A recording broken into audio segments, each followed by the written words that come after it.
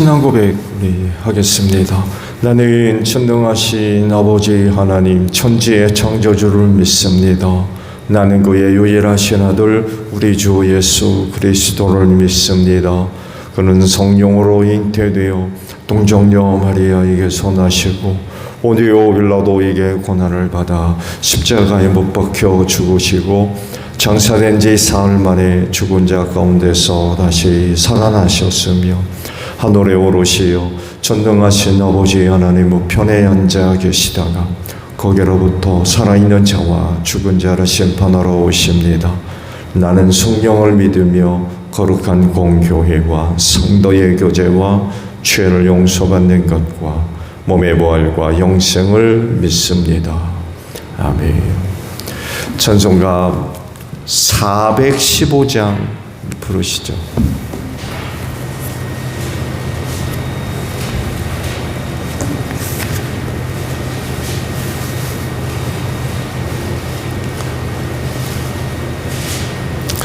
찬송가 415장이에요.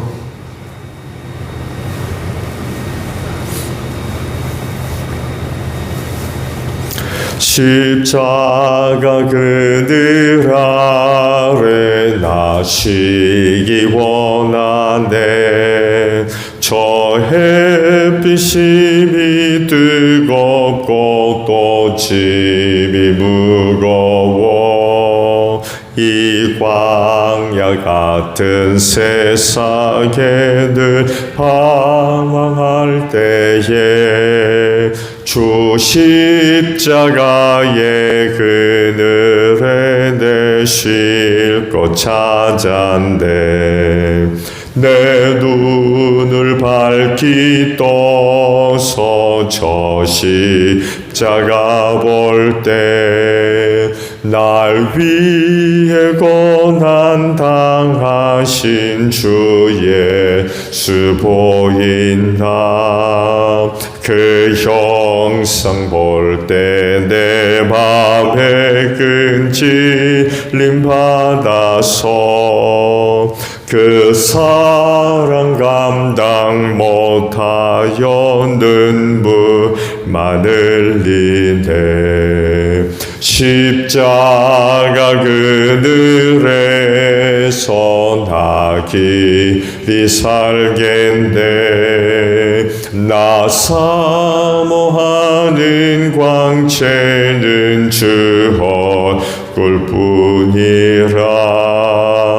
이 세상 나를 버려도 나 두려움 없네.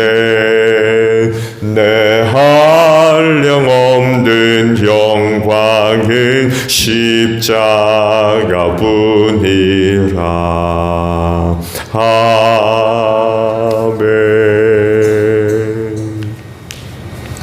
마태복음 22장 15절에서 22절까지 있는 말씀이에요. 그때 바리새파 사람들이 나가서 어떻게 하면 말로 트집을 잡아서 예수를 올무에 걸리게 할까 의논하였다. 그런 다음에 그들은 자기네 제자들을 헤롯 당원들과 함께 예수께 보내어 이렇게 묻게 하였다. 선생님, 우리는 선생님이 진실한 분이시고 하나님의 길을 참되게 가르치시며 아무에게도 매이지 않으시는 줄 압니다. 선생님은 사람의 겉모습을 따지지 않으십니다. 그러니 선생님의 생각은 어떤지 말씀하여 주십시오. 황제에게 세금을 바치는 곳이 옳습니까? 옳지 않습니까? 예수께서 그들의 간악한 생각을 아시고 말씀하셨다. 위선자들아, 어찌하여 나를 시험하느냐? 세금으로 내는 돈을 나에게 보여달라. 그들은 데나리온 한 입을 예수께 가져다 드렸다. 예수께서 그들에게 물으셨다. 이 초상은 누구의 것이며 적힌 글자는 누구를 가리키느냐? 그들이 대답하였다. 황제의 것입니다. 그때 예수께서 그들에게 말씀하셨다. 그렇다면 황제의 것은 황제에게 돌려주고 하나님의 것은 하나님께 돌려드려라. 그들은 이 말씀을 듣고 탄복하였다. 그들은 예수를 남겨두고 떠나갔다. 오늘 아침은요 17절에 있는 말씀을 봅니다. 그러니 선생님의 생각은 어떤지 말씀하여 주십시오 라는 말씀입니다. 세금 논쟁에 관한 말씀이죠. 이 세금 문제는요 그 예수님 시대에 거의 모든 세대에서 다루는 좀 무거운 얘기라고 할까요?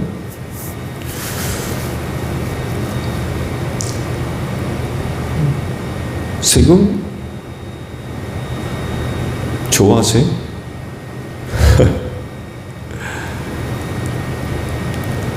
예수님 시대도 마찬가지였어요. 어쩌면 더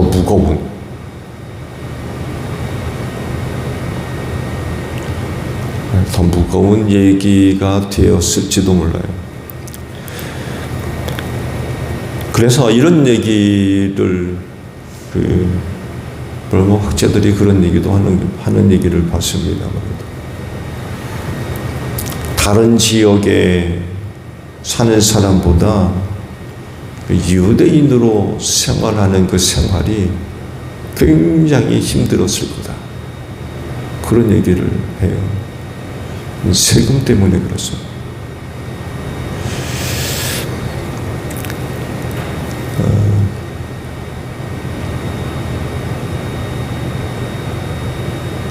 그들은 종교세라고 하는 게 덧붙여졌어요. 종교세. 일반적으로 내야 할 그 세금 이외에도 종교세. 종교적으로 내야 할 세죠. 성전세, 11조 이런 그 내용들. 그래서 이제 이런 내용들 때문에 유대인으로 산다는 건 다른 지역으로 사는 어떤 사람들보다도 참 힘든 그런 생활이었을 거란 얘기를 하는 거죠. 당시 그 로마가 그 점령지에 대해서 중요하게 여겼던 것은 두 가지였습니다. 하나는 세금이고요. 하나는 질서였습니다.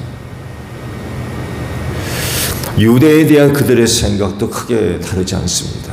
정치적인 안정, 혼란이 없어야 되겠죠. 반란이 일어난다든지 사회적인 어떤 혼란이 일어난다든지 특히 유대하게 되면 이제 종교성이 강한 지역이기 때문에 이 종교적인 문제로 인하여 사회적인 혼란이 일어날 것에 대한 염려가 사실은 굉장히 컸습니다. 그래서 유대 지역을 통솔했던 왕들 치고 이 유대 팔레스틴 지역에서의 이 혼란스러운 문제는 아주 악명이 높았던 그런 지역이었어요. 그리고 또 하나는 이제 세금을 거두어 들인 일이죠. 근데 로마 제국이 아주 영리하게 정책을 폈는데 저들은 손에 직접 피를 묻히려고 하지 않았습니다. 그래서 그걸 나눴는데 하나는 정치적인 문제는 그들이 직접 다루고 이 세금과 관련된 문제는 그들에게 맡겼는데 맡은 자들이 누구였느냐? 바로 종교 엘리트들이었습니다. 사내들은 공의회가 아주 대표적인 그런 그 예입니다.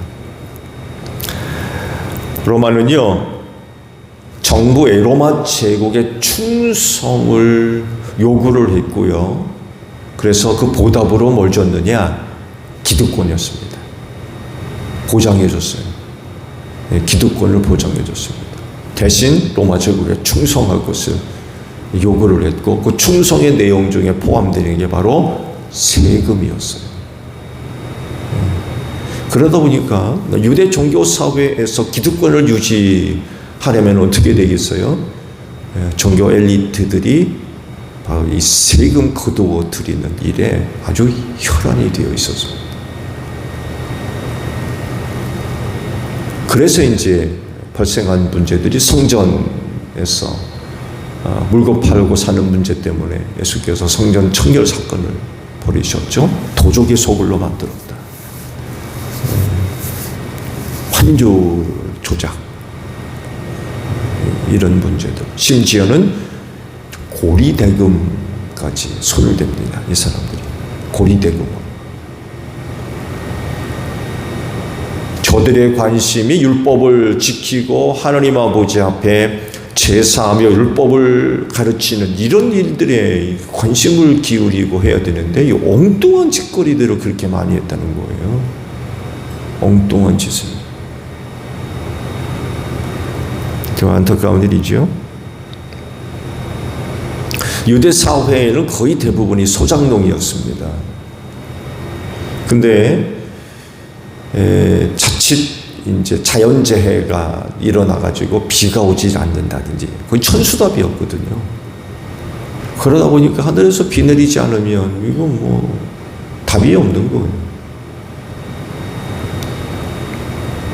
결국 이 문제를 해결하려면 어떻게 해야 되겠어요? 빚을 져야 됩니다. 그런데 이 빚을 갚지 못하게 되면 이 심각한 문제들이 발생하는 거예요. 가지고 있는 밭을 팔든지, 그게 해결이 안 되면 딸 팔고 아들 팔고 며느리 팔고 아내 팔고 직업을 바꾼다든지 도시 노동자가 돼서 품꾼이 된다든지, 심지어는 강도까지 됐습니다. 여자들은 청녀가 됩니다.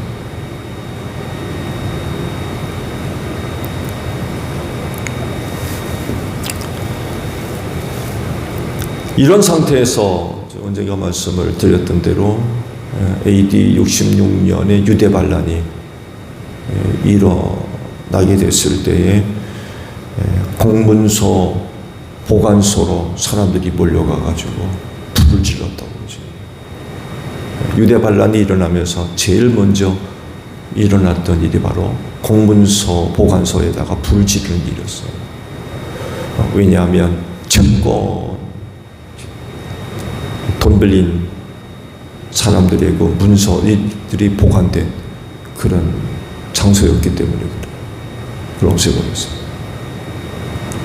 단적인 예죠. 당시 유대 사회가 어떤 생활을 했었는지 단적으로 보여주는 사건입니다.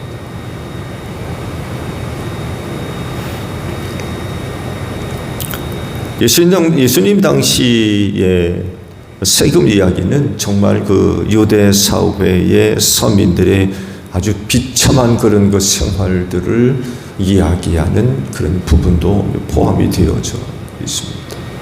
이런 세금도 그렇다고 그래요. 다리 건너는 세금. 다리 건널 때마다 세금 내요. 네, 그렇게까지 세금을 거뒀대요. 그러니 그 유대인들의 그 생활이 얼마나 힘든 생활을 했었겠습니까?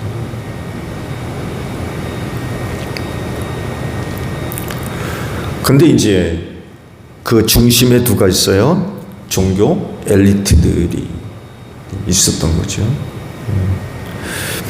그 바리새인들과 헤롯 당원들이 함께 예수님한테 와가지고 이 세금 문제를 갖고 이제 시험을 할 때에 예수님 입장에서는 참 속이 뒤집어질 만한 그런 현장이 벌어졌던 거예요. 상황이.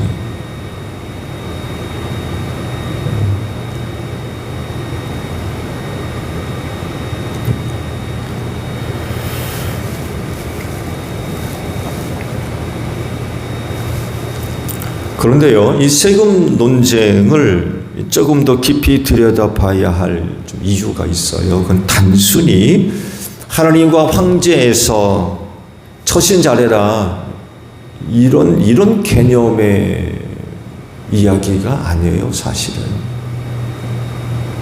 예수님이 균형 깊게 대답을 하시잖아요. 예, 황제는 황제한테, 하나님의 것은 하나님께 드리라. 이게 둘 사이에서 처신 잘해 이런 내용이 아니에요. 지금 그 문제거리를 만들어가지고 주도적인 역할을 했던 사람들이 바리새인들이거든요. 그들에게 지금 일침을 놓는 그런 그 의미가 담긴 답입니다. 그게 무슨 얘기를 예수님이 하고 싶으냐면 그런 얘기예요. 너희의 참 주인이 누구니? 너희들의 참 주인이 누구냐? 이걸 지금 얘기하고 싶었던 거예요. 그러니까 바리새파로서 정체성을 좀 가져라. 너희의 정체성이 뭐냐? 이런 얘기를 지금 하신 거예요. 문제 해결을 하면서 동전을 좀 갖고 가라라고 그러시죠.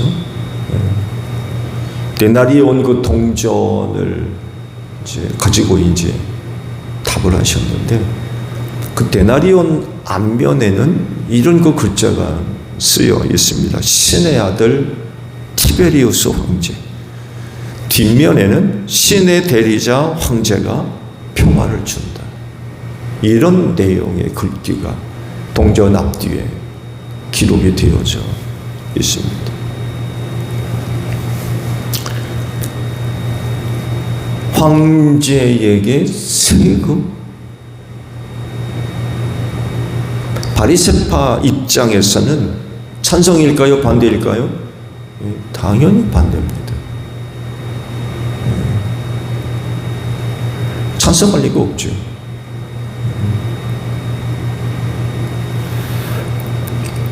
그런데 이런 대답을 노려서 헤롯 땅을 데리고 왔던 거죠. 바리새파와 헤롯 땅이 사이가 친해가지고 온 게 아니에요.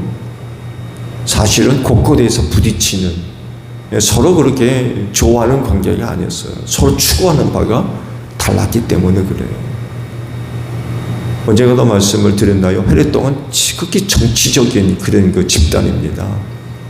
헤롯 가문을 보호하고 지키는 정말 지극히 정치적인 곳에 관심을 갖고 있는 그런 사람들이거든요. 그런 사람을 데려왔다는 얘기는 예수로부터 황제에게 세금을 내? 야, 웃기지 마라. 이렇게 되면 잡아가는 거죠. 아니, 황제한테 세금을 안 들여? 그렇게 되면 유대를 통솔 하고 있던 헤롯 가문 어떻게 되는 거예요? 당장 쫓겨나죠. 세금 못 거둬들이는데 그 왕으로 앉혀놓을 이유가 있어요? 당장 바꾸지.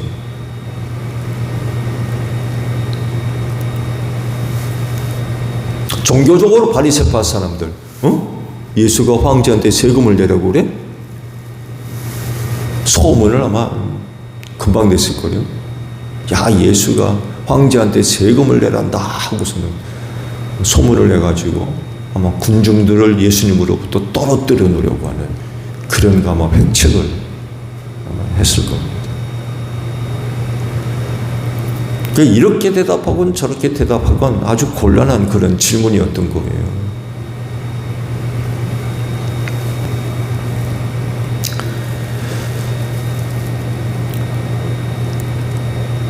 그렇지만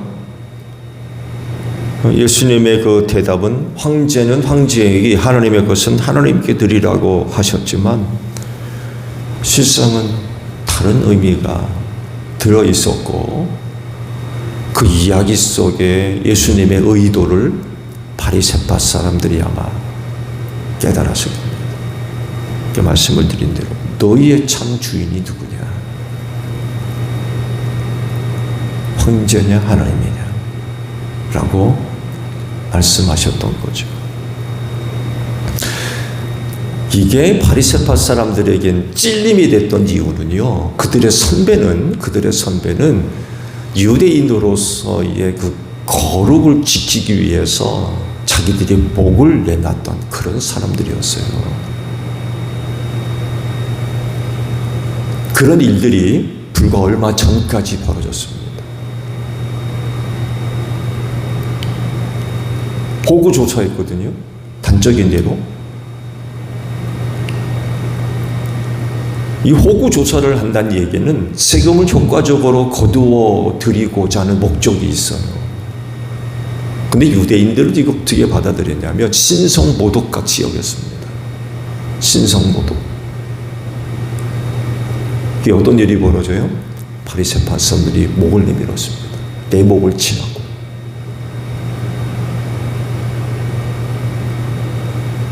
그래서 2,000~3,000명씩이나 죽었습니다. 호구조소한다고 반대했다가 그의 선배들이 2,000~3,000명씩이나 목 베서 죽었다니까요.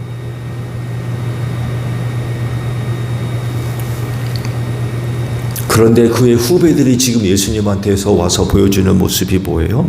저들이 저희 선배들이 걸어갔던 그 길에서 한참 벗어나 있었던 거예요. 전혀 딴 길 가고 있었던 거예요.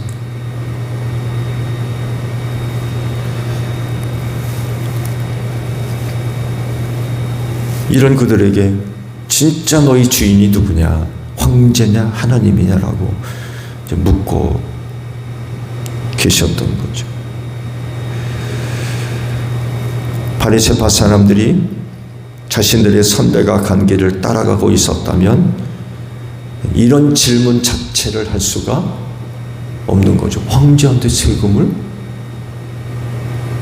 이런 질문 자체를 할 수가 없는 거예요.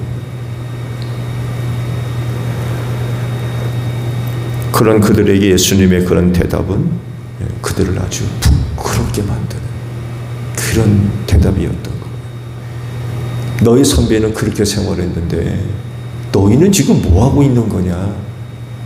라고 물으셨던 거예요. 그리고 이거는 좀 더 뒤로 시간이 흘러서 마태의 복음을 보고 있던 유대적 그리스도인들에게도 엄청난 도전이 되는 그런 말씀이 되었습니다.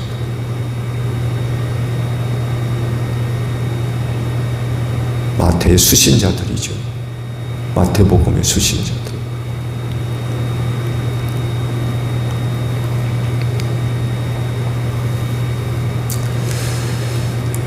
여러분, 신앙의 정조를 지킵시다.